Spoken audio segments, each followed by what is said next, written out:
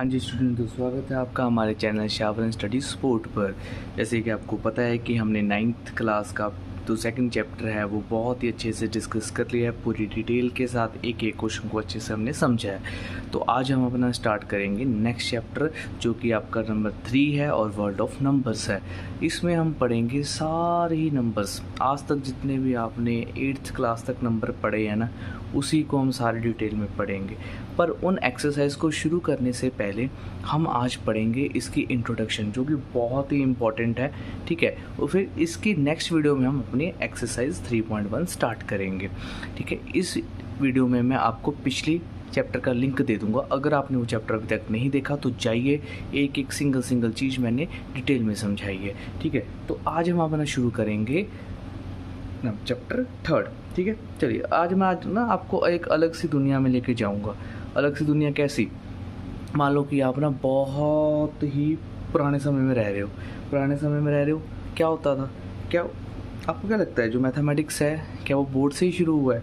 क्या वो क्लासरूम के बोर्ड से ही शुरू हुआ है? डायरेक्ट बुक्स में आ गया कंसेप्ट? ऐसा नहीं है। ठीक है, तो कैसा है आज हम उसको जानेंगे अच्छे से। ठीक है, तो सबसे पहले ना मैं ये वर्ड्स मतलब इसकी डेफिनेशन पे आने से पहले मैं आपको एक कहानी की तरह सिखाता हूँ। ठीक है, वो कहानी क्या है कि बहुत हज़ार साल पहले ना, जब ना ही शहर थे, ना ही कानून थे, ना स्कूल थे, तब इंसान को बस एक ही चीज़ की ज़रूरत थी, वो थी काउंटिंग, गिनना। एक्चुअल में आप सोचो ना, कुछ भी नहीं है उस टाइम, सब जंगल है आसपास। आप खुद इमेजिन करो, मान लो आप उसी दुनिया में पहुंचे हुए, क्या ना कानून, ना स्कूल, ना कहीं ना जाना, बस आप बस उस टाइम पे क्या था, बस हमें काउंटिंग ज़रूरी है। ठीक है, अब एक कहानी समझ लो। जैसे मान लो कि सरस्वती नदी के किनारे, जैसे आपके बुक के अकॉर्डिंग के ही लिंक करके सुनाऊंगा, सरस्वती नदी के किनारे ना एक चरवाहा रहता था। चरवाहा क्या होता है? जो गायों को चराता है, उसको चरवाहा बोलते हैं, है ना। तो सुबह वो अपनी गायों को जंगल तो ले जाता था। अच्छा मुझे ये बताओ, आज के टाइम पे तो हम काउंटिंग कर लेंगे ना, जैसे गुज्जर भाई समाज होता है हमारा, वो भैंसों को या गाँव को मतलब चराने के लेके जाते तो काउंटिंग कर लेंगे, हमारे पास 50 भैंसें हैं, और आते समय वो गिन लेंगे कि हमारे पास 50 भैंस वापिस आ गई। उस समय तो काउंटिंग है ही नहीं थी। 11-12 कैसे गिनते? सोचो ये बात है ना, कैसे गिनते होंगे? यही ये चैप्टर है, इसी में हम इंट्रोडक्शन में कंप्लीट समझने वाले हैं। इंट्रोडक्शन को थोड़ी लंबी भी हो जाए ना तो टेंशन मत लेना, आपको एक एक चीज़ जो आपकी बुक है ना, उसमें जो एक एक शब्द लिखा है, एक एक शब्द की डेफिनेशन लेके आया हूँ, एक एक शब्द एक्सप्लेन करेंगे बहुत अच्छे से। ठीक है, तो मानो सुबह वो अपनी गायों को ना जंगल तो ले जाता, ठीक है, पर शाम को जब वापस लाता, उसको कैसे पता चलेगा कि जो बछड़ा कोई कम हुआ है कि नहीं हुआ? कोई ना कोई तो कारण होगा ना, कैसे पता लगाएगा? ठीक है, तो वो क्या करता था, उसके पास एक मटका हुआ करता था, छोटा सा, मान लो कि उसके पास कोई मटका था। अब वो क्या करता था, जैसे एक गाय बाहर निकली तो उस मटके में कंकड़ डाल देता था। ठीक है, दूसरी गाय वापस गई तो कंकड़ मतलब पेबल्स उसमें डाल देता था, पत्थर कह सकते हो आप। ठीक है, तीसरी गाय गई तो 3 कंकड़। अब वैसे सारे गाय निकल गई, जब शाम को वो वापस आती तब क्या करते थे, शाम को जब वापस आते थे ना, तो फिर वैसे वैसे एक कंकड़ को उसने क्या कर देना था, बाहर निकाल देना था। ठीक है, एक कंकड़ को उसने क्या करना था, बाहर निकाल देता था। अब उसमें क्या था कि अब उसको जब मटका पूरा खाली हो जाता था तब उसको पता लग जाता था कि हाँ अब क्या हुआ है कि जो सारी गायें मेरी वापस आ चुकी हैं। इस तरीके से वो पता लगाता था। फिर मान लो कि मटका खाली नहीं हुआ, 2-3 पेबल्स रह गए, इसका मतलब अभी कोई ना कोई बछड़ा या गाय हमारी बाकी है। इसी को हम क्या बोलते हैं, 1-to-1 कॉरेस्पॉन्डिंग। देखो अब यहाँ पे लिखा हुआ है 1-to-1 कॉरेस्पॉन्डिंग का मतलब क्या होता है, is the process of matching one object with exactly one other object. मतलब एक पेबल एक गाय को शो कर रहा है, तो सेकंड वाला पेबल है वो सेकंड वाले गाय को। इसी तरीके से लिखा है मैंने, एग्जैक्टली एक चीज़ एक दूसरे को ही क्या कर रही हो, रिप्रेजेंट कर रही हो प्रॉपर तरीके से। ठीक है, चलिए अब यहाँ पे सारा कुछ मैंने लिखा हुआ कि जैसे पहले के लोग सिंबल्स को नहीं जानते थे। ठीक है, एक पेबल एक गाय को रिप्रेजेंट करेगा, और एक स्टिक या फिर पेबल की जगह कोई स्टिक भी यूज़ कर सकता था या कोई मार्क भी। ठीक है, तो ये डेफिनेशन हमारी जो एनसीईआरटी में थे वो पहले आपको क्लियर हो जानी चाहिए कि 1-to-1 कॉरेस्पॉन्डिंग का मतलब क्या होता है। ठीक है, चलिए अब हम थोड़ा सा, जब इनको थोड़ा सा यहाँ तक इन्होंने तो ऐसे काउंटिंग करते थे, उस तभी से हमारे पास क्या आते हैं, नेचुरल नंबर्स। तभी से हमारे नेचुरल नंबर्स की फॉर्मेशन होती है। ठीक है, तो नेचुरल नंबर्स, अब इनको नेचुरल नंबर ही क्यों कहते हैं? नेचुरल नंबर का मतलब जो मतलब नेचर से आए हैं। ठीक है, इसलिए इनका क्या नाम पड़ा, नेचुरल नंबर्स पड़ा। अभी कौन सा नंबर 1 2 3 है ना। अब ये क्या होता है कि आज हम इनके बिना हमारी काउंटिंग नहीं होती, किसी भी ऑब्जेक्ट को गिनता है तो हम इन्हीं नेचुरल नंबर्स की हेल्प से ही गिनते हैं। ठीक है, इसकी हिस्ट्री भी मैंने लिखी हुई है। ठीक है, अब एक ये पॉइंट बताने से पहले आपको एक लाइन में और बताना चाहूँगा। ठीक है, अब हमें ना बहुत पुराने, अगर मैं बहुत कुछ साल पुरानों की बात करूँ तो कुछ ना हड्डियों के अवशेष होते हैं जिसको हम क्या बोलते हैं, आर्टिफैक्ट्स बोलते हैं। ठीक है, वो हमें मिले। ठीक है, तो उससे हमें क्या पता चलता है कि ना वो लोग पहले काउंटिंग करते थे। ठीक है, अब एक क्या था कि जो अफ्रीका के थे ना, लेबोम्बो माउंटेन्स थे, वहाँ पे ना किसी ने 35,000 साल पहले एक हड्डी पर ना 29 सिंबल्स, निशान बने हुए देखे थे। ठीक है, और ये लेबोम्बो हड्डी थी। ये आगे आपको कंसेप्ट भी आएगा, ये इंपॉर्टेंट है। वो कौन सी हड्डी थी, लेबोम्बो हड्डी थी। उस पर कितने उन्होंने सिंबल्स देखे, 29। ये दुनिया का पहला कैलेंडर, शायद चांद का हिसाब रखने के लिए था वो। आप एग्जैक्ट देखो, ये ना आपका लूनर कैलेंडर से मैच होता है, 29 डेज वाला। सोच रहे हो उस समय 35,000 साल पहले की बात कर रहे हैं। ये माउंटेन्स में मिला हुआ है, गूगल कर सकते हो जाके अच्छे से। ठीक है, और यहाँ पे ही इसकी हिस्ट्री है कि अर्लीस्ट जो एविडेंस मिला काउंटिंग का, वो कहाँ से मिला, आपकी बॉन से ही मिला। ठीक है, पेपर इन्वेंट होने से पहले तो आज आपके पास पेपर है, आप तुरंत लिख लेते हो। ठीक है, पर उस टाइम पे पेपर थोड़ी थे, उस टाइम पे तो इनके पास बॉन्स हुआ करती थी, वहीं पे ये मैच वगैरह या मार्क वगैरह लगाया करते थे। मालूम के पास ऐसे कोई हड्डी, इस तरीके की कोई हड्डी है। अब ऐसा मैं सोच रहा कोई ऐसी हड्डी, मैं तो आपको बता रहा हूँ। ठीक है, मान लो उन्होंने कोई निशान लगाना है तो वो ऐसे ऐसे निशान लगाते थे, ऐसे ऐसे या ऐसे करके, किसी भी तरीके से। ठीक है, मान लो इस तरीके की हड्डी है तो इस तरीके के वो ऐसे मार्क करते थे। ठीक है, अब जिसने टैली मार्क्स पढ़ा होगा उसको पता है ना, टैली मार्क्स भी तो हम ऐसे ही बनाते हैं। तो यहीं से फॉर्मेशन हुई है टैली मार्क्स की। आज के इसको मॉडर्न टाइम में हम इस तरीके से पढ़ते हैं टैली मार्क्स को, ये मार्किंग को ही हम क्या बोलते हैं, टैली मार्क्स बोलते हैं। ठीक है, अभी मैंने आपको क्या बताया था, किस बोन के बारे में बताया था, लेबोम्बो बोन के बारे में बताया था। ठीक है, ये बहुत ही इंपॉर्टेंट है। क्यों? क्योंकि इसी के कंसेप्ट आपको आगे देखने को मिलेंगे एक्सरसाइज में। ठीक है, तो जो लेबोम्बो थी बोन, उसका मैंने आपको सारा बता दिया है कि वो एक सबसे मतलब वन ऑफ द ओल्डेस्ट मानी गई है। आर्टिफैक्ट मतलब, आर्टिफैक्ट्स का मतलब जो अवशेष वगैरह होते हैं। ठीक है, ये लोकेशन भी, ये आपको जनरल नॉलेज के लिए बता रहा हूँ कि इसको लोकेशन क्या है कि लेबोम्बो माउंटेन्स ही था। ठीक है, साउथ अफ्रीका था रीज़न उसका जहाँ पे मिला हुआ था। ठीक है, तो इससे हमें क्या पता चलता है कि 35,000 साल पहले लोग भी क्या करते थे, काउंटिंग और ट्रैकिंग टाइम किया करते थे। मतलब टाइम को भी ट्रैक किया करते थे और उनकी क्या थी, वो काउंटिंग भी किया करते थे। ठीक है, तो अब देखते हैं आगे और क्या करते थे। तो अभी मैंने आपको क्या बताया, उस पर कितने सिंबल देखे गए थे, 29 नॉचेस देखी गई थी क्लोजली। तो वो 29 किसको शो करता है, वो आपके लेंथ ऑफ लूनर मंथ को ही बताता है, जो कि 29.5 एग्जैक्ट है। इसका अंदाज़ा लगाया गया था कि जो कि बिल्कुल आपके उससे मैच कर रहा है। समझ रहे हो ना, मतलब कितनी कमाल की बातें हमें पता लग रही है। ठीक है, तो इसमें ये सारे मैंने आपको बताए हुए हैं कि इसके पॉसिबल यूज़ क्या क्या हो सकते थे उसके अकॉर्डिंग। ठीक है, अब कुछ रिसर्चर्स बिलीव करते हैं कि वो क्या करते थे, आपके मेंस्ट्रुएशन साइकिल्स को भी क्या करते थे, ट्रैक किया करते थे। ये भी अंदाज़ा लगा सकते हैं। उसके बाद it may simply have been use to count object और इवेंट्स। ठीक है, वो उनके लिए काउंटिंग टूल भी था। मतलब हम उनके सिंबल से, 29 सिंबल से ये पहचान, मतलब ये यूजेस, पॉसिबल यूजेस निकाल रहे हैं कि ये इनके कारण हो सकते हैं। ठीक है, अब एग्जांपल्स में ये just as we use calendar today. ठीक है, अर्ली ह्यूमंस में have use to Lebombo bones to keep track of details. आजकल के समय में तो हम क्या करते हैं, कैलेंडर्स को यूज़ करते हैं ना। आपके पास तो बना बनाया कैलेंडर है, छुट्टियाँ दिखती हैं उसमें सुंदर सुंदर सी रेड कलर की। पर पहले वाले टाइम में क्या था, उनको भी तो ज़रूरत पड़ती होगी ना। आज हम सारा काम टाइम के हिसाब से करते हैं। हमें पता है कि यार यहाँ पे इतना समय लगेगा, कल ये करना है, परसों ये करना है, मतलब पूरे हफ्ते में टाइम नहीं मिल रहा तो संडे को ये करेंगे। तो आप सोचिए ना, उन्होंने भी तो टाइम को ट्रैक किया होगा, उनको भी तो टाइम की ज़रूरत पड़ती होगी कि ये टाइम पे हम ऐसे ऐसे करेंगे। ठीक है, काउंटिंग के लिए जैसे मैंने बताया पहले, वो कैसे मार्क करते थे, वो पेबल्स रखते थे मटके में। तो यहाँ पे उन्होंने पूरे महीने का हिसाब रखने के लिए लाइनें लगाई, है ना। तो देख रहे हो, एक एक चीज़ इंपॉर्टेंट है। ठीक है, तो अभी तक हमने जो सबसे इंपॉर्टेंट चीज़ पढ़ी है वो कौन सी पढ़ी है, लेबोम्बो वाली पढ़ी है। ठीक है, अब टाइम और बढ़ता गया आगे आगे। ठीक है, अब आगे आगे जब टाइम और बढ़ता गया तो इससे भी कमाल थी कौन सी हड्डी, इशांगो हड्डी। कौन सी, इशांगो, नाम याद रहेगा ना, इशांगो। ठीक है, इसको क्या बोलेंगे, ईशांगो बोन बोलेंगे। ठीक है, अब इसमें ये इसका टाइम बताया जाता है 20 साल पहले। ठीक है, अब ये कहाँ बनी थी, नील नदी के पास मिली थी। ठीक है, इसकी लोकेशन भी मैं आपके नॉलेज के लिए लेके आया हूँ। कुछ बच्चों को ना एक्स्ट्रा नॉलेज लेना बहुत अच्छा लगता है, तो मैंने सारा कुछ इसको अच्छे से लिखा हुआ है। आप वीडियो को पॉज करके नोट्स भी बना सकते हैं अच्छे से अगर आपको बनाने हैं तो। ठीक है, तो 20,000 साल पहले मतलब कांगो एक जगह थी, कांगो में, ठीक है, नील नदी के पास मिली थी। इस पर अब मतलब 3 कॉलम में निशान थे। अब समझना, इसको ना इस तरीके से बनाया गया था, उसमें 3 कॉलम्स थे।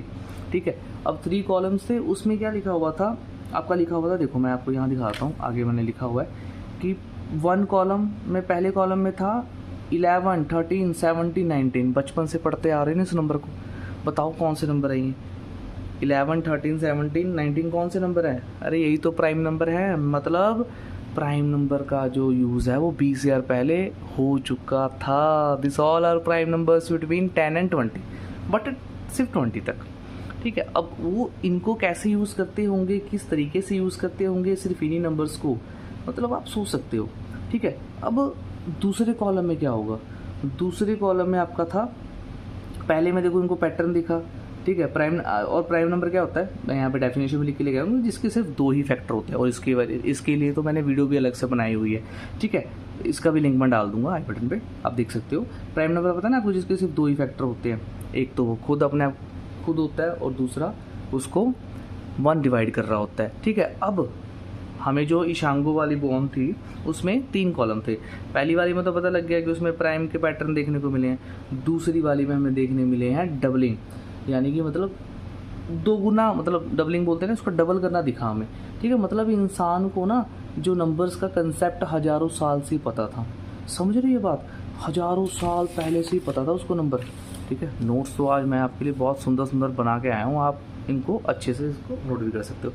मतलब आप समझ रहे हो कि हिसाब किताब ना इंडिया में स्पेशली, मतलब मैथमेटिक्स ना बहुत तेज़ी से बढ़ा है, मतलब बहुत ही तेज़ी से बढ़ा है। अब जो आपको ईशांगो बोन थी, अब इसके क्या सिग्निफिकेंस है, जो ईशांगो बोन थी appears to show evidence of doubling का उसने, मतलब उसकी तरफ एविडेंस आ रहा है उसका, indicating an early understanding of the multiplication. मतलब क्या इंडिकेट कर रहा है, early understanding of the multiplication, मतलब बहुत पहले ही मल्टीप्लिकेशन की अंडरस्टैंडिंग हो चुकी थी, मल्टीप्लिकेशन की नॉलेज हो चुकी थी, कैसे किसी नंबर को डबल करना है। आज के टाइम में तो हम डबल करते ही हैं।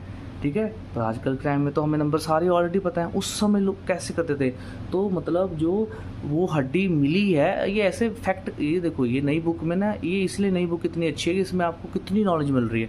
ठीक है, तो मतलब इस हड्डी में हमें सेकंड कॉलम में डबल दिखा कि किस उस नंबर का वो डबल करते थे किस तरीके से। ठीक है, तो हमने ईशांगो जो हड्डी थी उसमें 2 चीज़ें पढ़ ली। क्या पढ़ी, पहले में उसमें हमने कॉलम में देखा कि प्राइम थे, और दूसरे में हमने क्या देखा कि उसमें आपका डबलिंग का कंसेप्ट था। ठीक है, तो अब क्या होता है, धीरे धीरे आपका क्या होता है कि मतलब मैथमेटिक्स में और तेज़ी से क्या होती हैं, मतलब इसमें डेवलपमेंट, कहने का मतलब कि और तेज़ी से इसमें नंबर्स आने लगते हैं, खोज होने लग जाती है धीरे धीरे। ठीक है, तो मतलब जैसे जैसे सिविलाइजेशन डेवलप होती हैं वैसे ही द नीड्स भी बढ़ती हैं। ठीक है, ट्रेड के लिए बोल रहे हैं, मेजरमेंट के लिए, फिर एस्ट्रोनॉमी के लिए, है ना। तो जैसे जैसे व्यापार बढ़ता गया, या फिर मेजरमेंट के लिए, या फिर एस्ट्रोनॉमी के लिए, तो हमें उसके लिए हमेशा क्या चाहिए होते थे, नंबर तो चाहिए थे। ठीक है, चाहे वो किसकी जो मर्जी हो, हिसाब तो आपका क्या होना चाहिए, पक्का हिसाब करना है तो उसके लिए सिस्टम तो चाहिए ना। ठीक है, तो अगर मैं बात करूँ हड़प्पा सभ्यता, इंडस वैली सिविलाइजेशन के बारे में सबने पढ़ा है ना, कौन नहीं जानता। ठीक है, ये तो आपने एसएसटी में बहुत अच्छे से डिटेल में पढ़ा होगा। उसमें क्या 2 इंपॉर्टेंट सिटी थी, एक तो लोथल, एक हड़प्पा।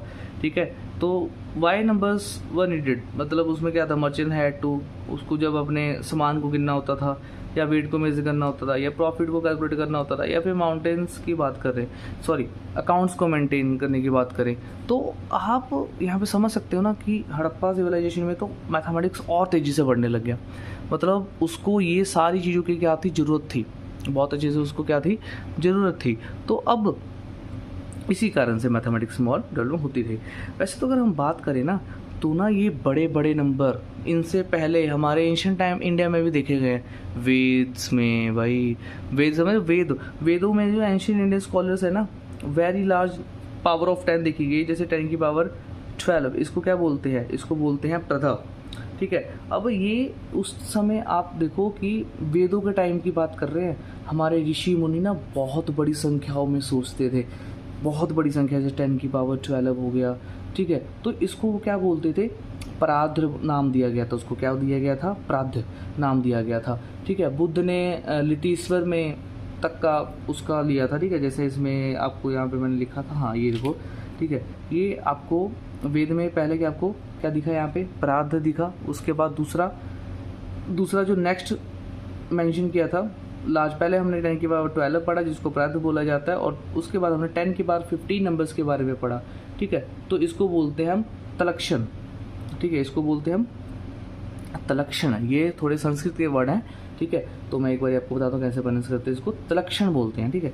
तो 10⁻12 को आप क्या बोलोगे, प्राद्र बोलोगे, उसको बोलोगे तलक्षण, ठीक है। तो आप देख सकते हो कि it show the Indian scholar were thinking about the extremely large numbers long before the modern mathematics.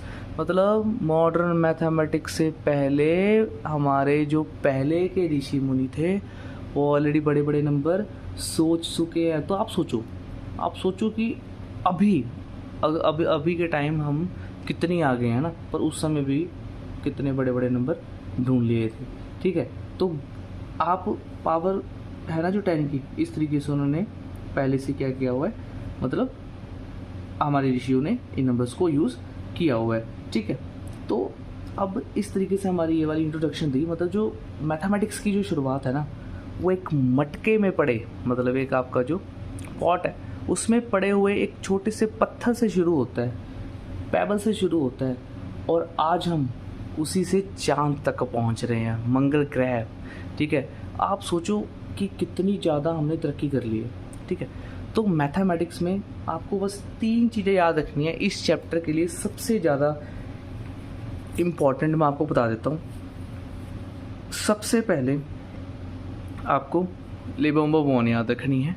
मैं एक बार फिर से रिवाइज करवा देता हूँ सारा, ताकि आपके माइंड में इसको दोबारा देखने की जरूरत ना पड़े, एकदम से फिट हो जाए, ताकि हम एक्सरसाइज बिल्कुल अच्छे से कर सकें। लेबोम्बो बोन में क्या था, सबसे पुरानी आपकी ओल्डेस्ट बोन थी, जिसके आपके पास कितने सिंबल्स पाए गए थे, 29। अब वो 29 किस चीज़ को बता सकता है, वैसे तो उसको लूनर कैलेंडर के साथ भी मैच किया जाता है, मेंस्ट्रुएशन साइकिल्स के लिए भी काउंट किया हो सकता है, ये पॉसिबिलिटी है, किसी भी काउंटिंग को भी मतलब वो शो इंडिकेट कर सकता है कि ये था हमारा लेबोम्बो बोन, ठीक है। नॉलेज के लिए मैंने बताया था ये साउथ अफ्रीका में पाया जाता है, और माउंटेन्स भी इसी के नाम से पड़ा है, ठीक है। और दूसरा जो आपने सबसे इम्पोर्टेंट याद रखना है, वो याद रखना है आपने सबसे इम्पोर्टेंट, ठीक है, ईशांग बोन। ईशांगो बोन में आपने याद रखना है कि इसमें हमें 3 कॉलम्स दिखे थे। पहले कॉलम में सबसे इम्पोर्टेंट क्या दिखा था हमें, उसमें हमें सबसे पहले प्राइम नंबर्स के पैटर्न देखने को मिले थे, ठीक है। उस प्राइम नंबर्स के पैटर्न, ये स्पेशली ये वाले नंबर दिखे थे, जो कि हम इसको बोल देते हैं बिटवीन 10 to 20, इन दोनों के बीच के नंबर दिखे थे। और सेकंड कॉलम में हमें चीज़ क्या दिखी थी, डबलिंग का मतलब ऐसे 2 का डबल 4, 3 का डबल 6, तो डबलिंग उसमें हमें इस कॉलम में दिखी थी, ठीक है। और उसके बाद ये 2 मेन चीज़ें ना आपने सबसे ज़्यादा यूज़ करनी है। अभी एक्सरसाइज करेंगे तो उसमें आपको सारा समझा होगा। सोच रहे हो ना, जिस समय कोई घड़ी नहीं, कोई गाड़ी नहीं, कोई आसपास सिर्फ जंगल ही जंगल है, उस समय से उठ के आज तक हम पहुँचे हैं, ठीक है।